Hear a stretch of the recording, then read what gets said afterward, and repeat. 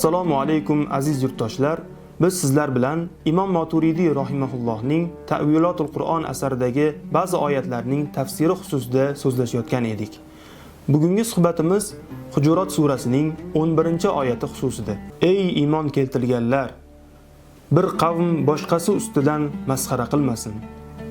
Ehtimol ular bulardan yaxshiroqdir va ayollar boshqa bir ayollar ustidan masxara qilmasinlar. Ehtimol ular bulardan yaxshiroqdir. Bir-biringizni mazah qilmangiz va o'zaro laqab to'qimangiz. Iymondan keyin fosiqlik nomi naqadar yomondir. Kimki tavba qilmasa, ana o'shalar zolimlardir deydi. Imom Maturidiy birinchi navbatda masxaralash mavzusiga to'xtaladilar. Oyatda zikr etilgan masxaralash ikki xil ma'noda bo'lishi mumkin. Birinchisi amallarni, ya'ni qilayotgan ishini masxaralash. Agar bir inson boshqa bir insonning qilayotgan ishini masxaralasa, holbuki uning ishi bunikidan afzalroq, uning qilgan ixlosi, niyati bilan Allohga mahbubroq bo'lishi mumkin. Ikkinchi ma'nosi esa xilqatni masxaralash. Bu amalni, fe'lni masxaralashdan ham yomonroqdir. Chunki xilqatni masxaralash, sening ko'rinishing undoq, ko'rinishing bundoq deyish, bu borib Allohga taqaladi. Shunday ekan masxaralashning bu turi kishining iymoniga zarar yetkazib qo'yish xavfi bor. Imom Maturidiy yana aytadilarki, ehtimol ular bulardan yaxshiroqdir degan so'zning ham ikki xil ma'nosi bor.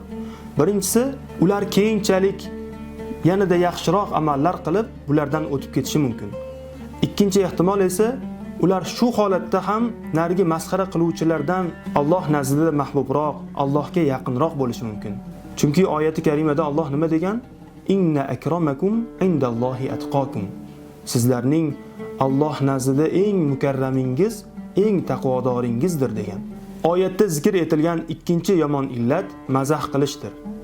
Oyatda bu lamz so'zi bilan ifodalangan. Mufassirlar aytishadiki, lamz ta'na qilish, haqorat qilish degani.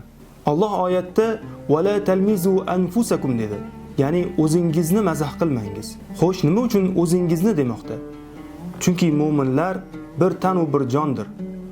Agar bir mu'min boshqa bir mu'minni mazah qiladigan bo'lsa, aslida o'zini mazah qilayotgan bo'ladi. Oyatda zikr etilgan 3-yomon illat laqab to'qishdir. Insonlar o'rtasida nafratni, nizoni keltirib chiqaradigan omillardan sanaladi.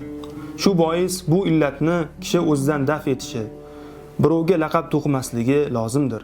Alloh barchamizni mana shu yomon illatlardan saqlanishga muvaffaq qilsin. Assalomu alaykum va rahmatullohi va barakatuh.